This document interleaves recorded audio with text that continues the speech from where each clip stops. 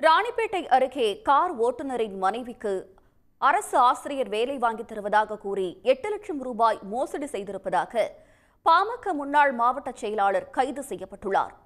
பல்வேறு வழக்குகளில் சிக்கி மாவட்ட செயலாளர் பதவியை இழந்தவர் மோசடி வழக்கில் சிறை சென்ற பின்னணி என்ன?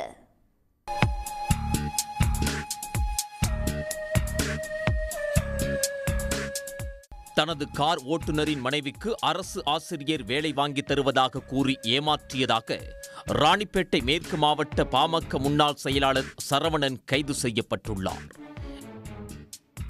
8 லட்சம் ரூபாய் பணத்தை பெற்று ஏமாற்றியதுடன் பணத்தை கேட்கச் சென்றவர் மீது கொலைவெறி தாக்குதல் நடத்தப்பட்ட சம்பவத்தின் பின்னணி என்ன? ராணிப்பேட்டை மாவட்டம் ராணிப்பேட்டை முத்துக்கடை பேருந்து நிலையம் பகுதியைச் சேர்ந்தவர் சரவணன் என்ற வேலவன். இவர் பாமக மேற்கு மாவட்ட செயலாளராக இருந்தவர்.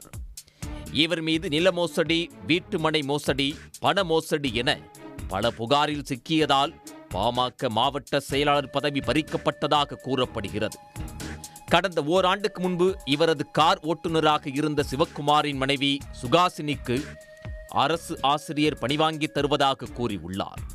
இதனை நம்பி முதற்கட்டமாக 5 லட்சம் ரூபாயும் அடுத்தடுத்து 3 லட்சம் ரூபாய் என மொத்தமாக 8 லட்சம் ரூபாய் வரை சிவக்குமார் கொடுத்ததாக கூறப்படுகிறது. ஆனால் வேலை வாங்கி தராமல் தொடர்ந்து ஏமாற்றி வந்துள்ளார். இதனால் கொடுத்த பணத்தை கேட்கச் சென்றபோது சரவணனுடன் இருந்த 2 நபர்கள் சிவக்குமாரை கண்மூடித்தனமாக தாக்கியுள்ளனர். இதில் படுகாயமடைந்த சிவக்குமார் வாலாஜா அரசு மருத்துவமனையில் அனுமதிக்கப்பட்டார். தகவல் அறிந்து சென்ற ராணிப்பேட்டை போலீசார் சிவக்குமாரிடம் நடந்த சம்பவங்கள் குறித்து வாக்குமூலம் பெற்று கொலை முயற்சி, பணத்தை ஏமாற்றியது உள்ளிட்ட 4 பிரிவின் கீழ் வழக்கு பதிவு செய்தனர்.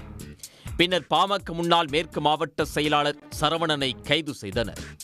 இவர் மீது மணல் கடத்தல், பண மோசடி, சொகுசு வீடு விவகாரம், சொகுசு விடுதி உள்ளிட்ட பல்வேறு மோசடி வழக்குகள் நிலுவையில் உள்ளதாக கூறப்படும் நிலையில் ஓட்டுநரின் மனைவிக்கு அரசு ஆசிரியை வேலை வாங்கித் தருவதாக கூறி பணம் பெற்று ஏமாற்றியதுடன் ஓட்டுநரை தாக்கிய வழக்கில் கைது செய்யப்பட்ட சம்பவம் பரபரப்பை ஏற்படுத்தி உள்ளது.